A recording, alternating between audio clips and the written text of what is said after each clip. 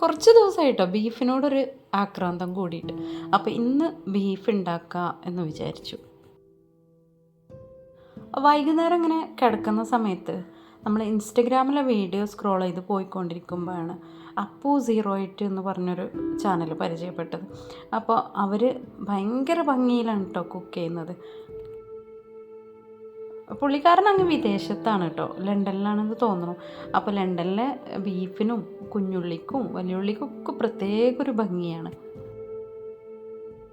എന്നാലും നമ്മളത് കണ്ടിട്ട് സങ്കടപ്പെട്ടതൊന്നുമില്ല. കാരണം നമ്മളെ നാട്ടിലെ കുഞ്ഞുള്ളിക്കും നമ്മളെ നാട്ടിലെ ബീഫിനൊക്കെ ഒരു പ്രത്യേക ടേസ്റ്റ് ഉണ്ടല്ലോ, ആ ഒരു നൊസ്റ്റാൾജിക് ഫീലിംഗ് ഉണ്ടല്ലോ. അതും പറഞ്ഞ് ഞാനിന്ന് ബീഫ് കുക്ക് ചെയ്യാൻ പോവാം. എന്തായാലും ഈ പ്രാവശ്യം കിട്ടിയ തക്കാളി നല്ല മൊഞ്ചുള്ള തക്കാളിയായിരുന്നു കേട്ടോ.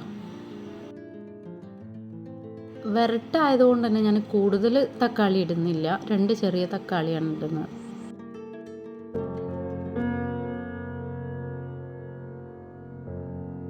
ബീഫ് കുക്ക് ചെയ്യാൻ അതിലേക്ക് എന്തെല്ലാം ഇടണത് എന്നൊന്നും ഞാൻ പറഞ്ഞു തരേണ്ട ആവശ്യമില്ല. ആർക്കപ്പോൾ ബീഫ് വെക്കാനും ബിരിയാണി വെക്കാനും ഒക്കെ അറിയാത്തുള്ളത്.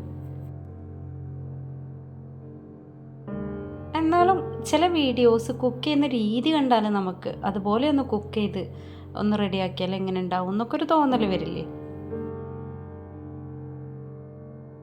ഇത് ശരിക്കും അപ്പൂൻ്റെ വീഡിയോ കണ്ടിട്ട് ബീഫിന് കൊതിയായതാണ് കേട്ടോ. അപ്പോൾ ഞാൻ ആ ഒരു രീതിയിലൊക്കെ അല്ലെങ്കിലും നമ്മൾ ആ നൊസ്റ്റാൾജിക് രീതിയിലൊക്കെ ഒന്ന് കുക്ക് ചെയ്തെടുക്കുക. അപ്പോൾ ബീഫ് ഞാനെല്ലാം റെഡിയാക്കി അതിലേക്ക് വെളുത്തുള്ളി, ഇഞ്ചി, പച്ചമുളക് അങ്ങനെയുള്ളതൊക്കെ ഇട്ടു. പിന്നെ മല്ലിപ്പൊടി, മുളക് പൊടി, മഞ്ഞൾപ്പൊടി ഒക്കെ ചേർക്കുന്നുണ്ട്.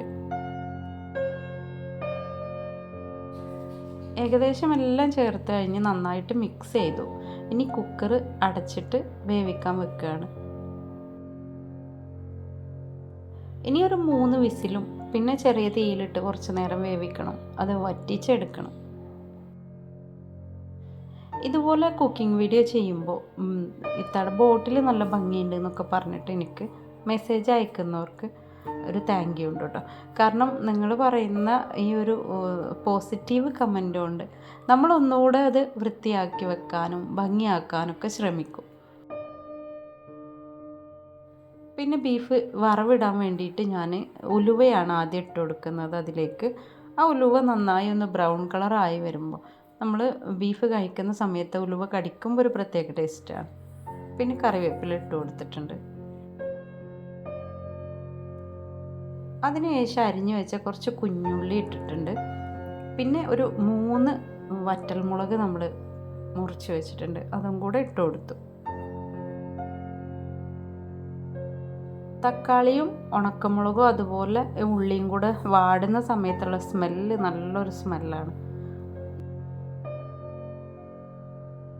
അവസാനം എല്ലാം കഴിഞ്ഞ് ഞാൻ വേവിച്ച ബീഫ് അതിലേക്ക് ഇട്ട് കൊടുക്കുന്നുണ്ട്. ഇനി നല്ലപോലെ ഈ ഒരു ഫ്രൈ പാനിൽ വെളിച്ചെണ്ണയിൽ കിടന്നിട്ട് ബീഫ് ഒന്ന് ഡ്രൈ ആയി കിട്ടണം.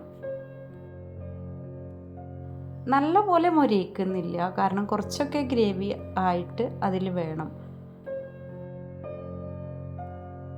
ചപ്പാത്തിയാണ് നമുക്കിതിൻ്റെ കൂടെ കഴിക്കാനുള്ളത് കേട്ടോ, അതുകൊണ്ട് കൂടുതൽ അങ്ങോട്ട് ഡ്രൈ ആക്കുന്നില്ല. അങ്ങനെ ഏകദേശം നമ്മുടെ ബീഫ് റെഡി ആയി കഴിഞ്ഞു. ഇപ്പോൾ വെള്ളമൊന്നുമില്ല, അതിൻ്റെ ഗ്രേവി മാത്രമാണുള്ളത്. ഇനി ബീഫ് ഉപ്പും മുളകും ഒക്കെ കറക്റ്റാണോ എന്നൊന്ന് ടെസ്റ്റ് ചെയ്യണം കേട്ടോ. നല്ല ടേസ്റ്റാണ്. ഇതിൽ തേങ്ങാക്കൊത്തൂടെ വറുത്ത് ചേർക്കുകയാണെങ്കിൽ നല്ല അടിപൊളിയായിരിക്കും കേട്ടോ. വറവിടുന്ന സമയത്ത് ഉലുവ ചേർത്തത് കൊണ്ട് ആ ഉലുവയുടെ നല്ലൊരു സ്മെല്ല് വരും. അപ്പോൾ നിങ്ങൾ ബീഫ് ഇനി വറുക്കുന്ന സമയത്ത് ഉലുവ ചേർത്ത് വറുത്ത് നോക്കുക കേട്ടോ. അപ്പോൾ ഇന്നത്തെ ഈ ഒരു വീഡിയോ നിങ്ങൾക്ക് ഇഷ്ടമായിട്ടുണ്ടെങ്കിൽ നിങ്ങൾ ലൈക്ക് ചെയ്യണേ. പിന്നെ സബ്സ്ക്രൈബ് ചെയ്യാത്തവരുണ്ടെങ്കിൽ ഒന്ന് സബ്സ്ക്രൈബ് ചെയ്ത് സപ്പോർട്ട് ചെയ്യണം കേട്ടോ. എല്ലാവർക്കും നന്ദി, നമസ്കാരം.